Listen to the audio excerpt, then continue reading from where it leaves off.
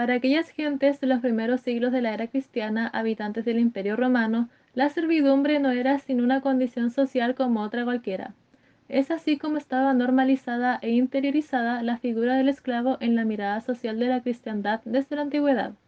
Esta visión no sufrió muchos cambios cuando se llevó a cabo el proceso de colonización y evangelización por parte de la corona española en las nuevas tierras descubiertas en el continente americano. Es por esto que desde el primer choque cultural entre conquistadores y conquistados, los primeros tomaron la esclavitud como forma de poseer los nuevos territorios. Además de sustentar esto en la tradición y validación de la servidumbre como parte de la sociedad, también se basó en el sentido evangelizador de las expediciones españolas, ya que éstas buscaban convertir a los nativos a la fe cristiana para lograr una extensión de esta religión. Sin embargo, cuando Colón regresa a Europa, la corona española le da instrucciones para ordenar que, desde ese mismo día, todos los europeos que viajaran al Nuevo Mundo salvaguardaran lo que conocemos hoy por derechos y dignidad humana de sus habitantes. Es así como se fue creando una noción de humanidad en aquellos considerados esclavos, en las nuevas tierras, los indios. Con el pasar de los años, este sentido de humanización fue avanzando y tomó sentido para más personas, entre ellas quienes se encargaban de legislar todo lo referido a las colonias españolas en América. De esta forma, los nativos fueron ganando reconocimiento de sus derechos, aunque esto aún estaba muy lejos de la concepción de respeto y validación de los derechos que se entiende hoy en día. Este reconocimiento legal, si bien otorgaba una calidad más humana, no significó el término de la esclavitud, pues en este se regulaba la forma y el trabajo a realizar por parte de los nativos, así como su forma de vida en general. A este conjunto de leyes se les denominó derecho indiano. El derecho indiano es aquel derecho que rigió en las Indias Occidentales durante el periodo de dominación de la corona española, siendo así una abundante legislación que rigió la vida de las colonias españolas en América. En su concepto estricto, nos referimos a él como leyes de Indias o derecho especial de Indias, definiéndolo como un conjunto de leyes y disposiciones de gobierno promulgadas por los reyes y por otras autoridades subordinadas a ellos para establecer un régimen jurídico especial en las Indias. Irónicamente, tanto la corona española como los misioneros fueron los primeros en contribuir a la protección de los indios en una injusticia que ellos mismos crearon.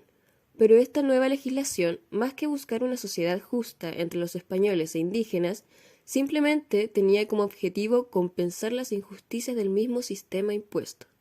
La causa que originó la creación del derecho indiano proviene del cuestionamiento sobre el lugar que toman los habitantes indígenas en esta tarea colonizadora que involucra de forma involuntaria al sistema colonial establecido en América.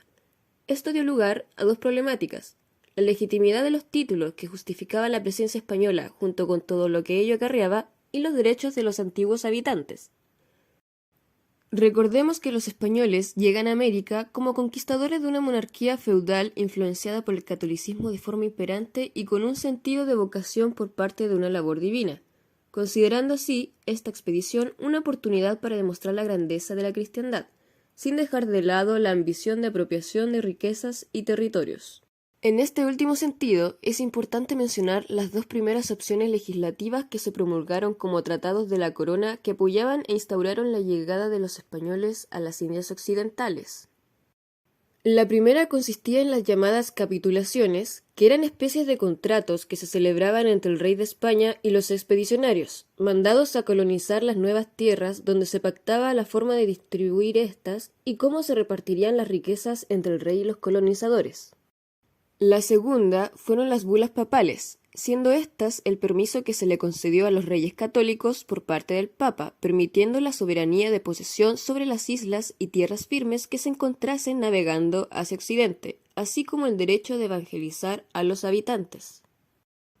Si bien estos documentos se establecieron como una forma de control tanto político, social y cultural sobre los nativos de la región, la autocrítica por parte de la corona con respecto a esta abrupta restricción hacia los indígenas conlleva a un inevitable debate jurídico, el derecho indiano y sus fallas.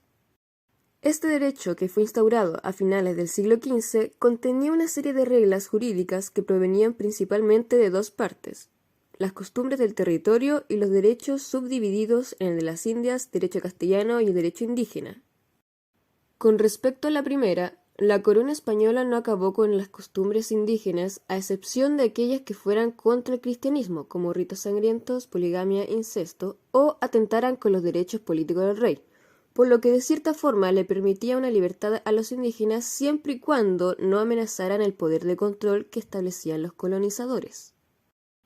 Por lo que el derecho indiano, en un principio, era un estatuto jurídico y social promulgado por los monarcas españoles que trataba de mantener una estructura administrativa limitante. Este plan de creación de derecho indiano, como mencionamos antes, incorporaba una variedad de leyes que se basaban en los siguientes derechos. El derecho castellano, aplicados de acuerdo al orden de prelación establecido en las leyes de Toro, es subsidiario del derecho indiano municipal. Es supletorio, porque es el derecho general o común en contraposición al derecho indiano. Era aplicado de manera común, particularmente en materia de derecho privado, penal y procesal, ante la escasez de las disposiciones indianas. El derecho indígena, aplicado solo a los nativos, uso siempre que no vaya contra el derecho natural, la religión católica, ni en contra de los derechos de la corona española. Permite la existencia de instituciones indígenas, como el cacicazgo, llanaconaje, la minca, entre otros. Derecho de aguas, materia de particular interés para su aplicación. Aún así, la discusión sobre la legitimidad de la conquista se reabrió a principios del siglo XVI, debido a las altas denuncias sobre los abusos y la desigualdad que perpetraron los conquistadores sobre los indígenas, además de cuestionar sus relaciones bélicas y laborales con los mismos. Estas problemáticas, que se hacen visibles por los dominicos Antonio Montesino y Bartolomé de las Casas, dieron pie a un largo debate que originó un conjunto de leyes destinadas a regular la institución de la encomienda, comenzando así el periodo de modificación sobre la organización del derecho indiano. ¿Cómo los tenéis tan opresos y fatigados, sin darles de comer ni curarlos en sus enfermedades, que de los excesivos trabajos que les dais incurren y se os mueren, y por mejor decir, los matáis por sacar y adquirir oro cada día? ¿Estos no son hombres? ¿No tienen ánimas racionales? ¿No sois obligados a amarlos como a vosotros mismos? A través de esta protesta como indignación por el maltrato ejercido por los encomenderos hacia los indígenas, nace un periodo de continuos ensayos administrativos y jurídicos, en los que se forjaron las instituciones coloniales. Junto con la colonización española de América se produjo un natural cruce entre la cultura de conquistadores y conquistados. Esto como consecuencia del proceso de colonización en el cual las autoridades españolas impusieron su cultura por sobre la de los nativos, lo que significó una importante pérdida de la cultura propia de los pueblos conquistados tanto en materia religiosa como en los avances científicos o sociales que habían desarrollado. Esta evasión de la cultura de los nativos fue llenado de forma impuesta por su categoría correspondiente en la cultura española. Es así como poco a poco, a medida que avanzaba el proceso de colonización, también se empobrece la cultura y con ello parte de la identidad de los pueblos sometidos. España dejó en América gran parte de su cultura, su propia lengua, la religión católica, las manifestaciones artísticas, entre otros, la cual ha servido como base de la sociedad americana actual. Es así como sectores de la cultura nativa que fueron retrocediendo para dar paso a la española fueron, por ejemplo, el idioma utilizado y la religión católica. La trascendencia de estos dos elementos se comprende de mejor manera al analizarlos al unísono, ya que el proceso evangelizador que realizó la corona española consistía en convertir a los nativos a la fe cristiana, pero al mismo tiempo los españoles, al imponer su cultura, lo hacían en la lengua hablada por los mismos. Fue así como a medida que avanzaban las colonias españolas, también se expandía el idioma castellano. Actualmente, el castellano es un idioma hablado por más de 360 millones de personas en toda América, desde el sur de los Estados Unidos hasta la Patagonia Argentina, dimensionando así la gran huella que dejó en el continente americano la corona española, la extensión territorial que alcanzaron sus colonias y su impacto en la cultura de hoy en día, ya que este idioma continúa siendo hablado en gran parte de los territorios que anteriormente se encontraron bajo el dominio de la corona española. Otro gran aporte de los españoles a América fue la religión católica, que al igual que el idioma, es la religión principal del continente americano con el 65% del total respecto a otras religiones. De esta forma se evidencia el fuerte impacto que tuvo la cultura española sobre la cultura de los pueblos nativos, influencia que perdura hasta nuestros días. también se demuestra el gran despliegue y el carácter imponente del proceso de evangelización española, pues los nativos no se convertían a la fe cristiana a voluntad, sino que estos eran obligados. Además de estas herencias, encontramos el ganado bovino, el ovino, caprino y caballar, que en la actualidad es una gran fuente de ingresos económicos para muchos ganaderos de América, especialmente en América Central y Sudamérica.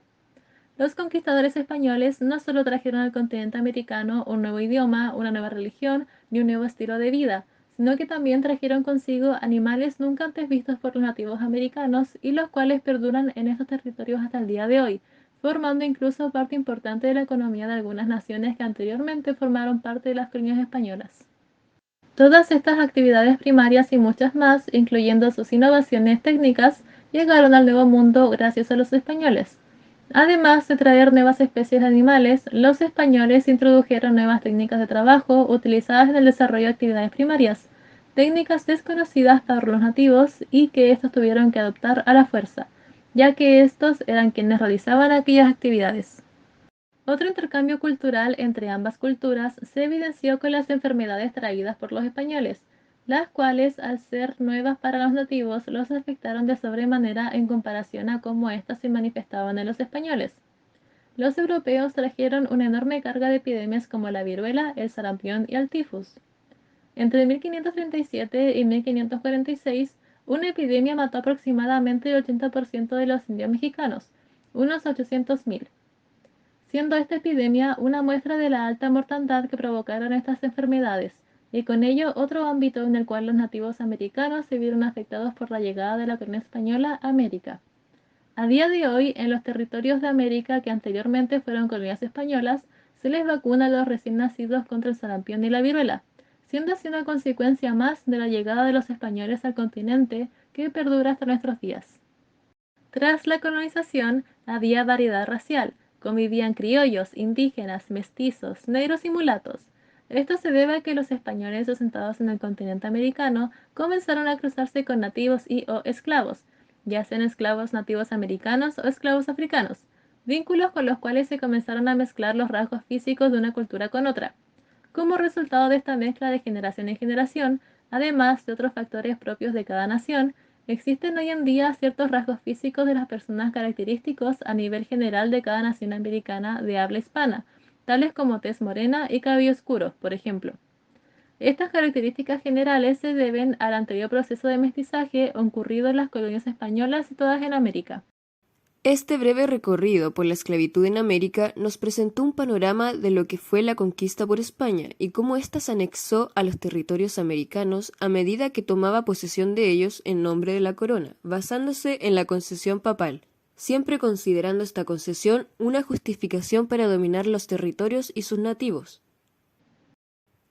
Aún así, es destacable el debate y el avance en aspectos tanto jurídicos como culturales que se lograron formar a partir de la colonización y la esclavitud. Si bien se encontraban en pleno apogeo de la Inquisición y evangelización, donde todo libro o documento que atentara en contra de la cristiandad y seguridad del reino se confiscaba, pareciera que justamente el descubrimiento de las Indias les dio esta perspectiva del nuevo mundo que, al estar completamente fuera de sus límites, les permitió tener en consideración una nueva forma de legislar las tierras, tomando en cuenta el lugar de los indígenas y su cultura en este proceso.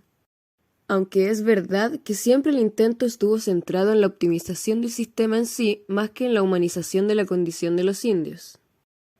Esta larga discusión por el choque cultural y la represión hacia los indios todavía deja sus huellas en la sociedad actual, siendo muy pocos los que hablan sobre el problema de identidad americana y cómo nos sigue afectando a partir de la discriminación hacia culturas nativas o la mínima relación con ellas. Pero de cierta forma se crea positividad al hecho de que aun con varios siglos de dominio colonial y otras formas indirectas de colonialismo, no lograron eliminar las identidades de los pueblos americanos, tanto indígenas como mestizas, por lo que sigue siendo una prueba de la vigencia de las mismas.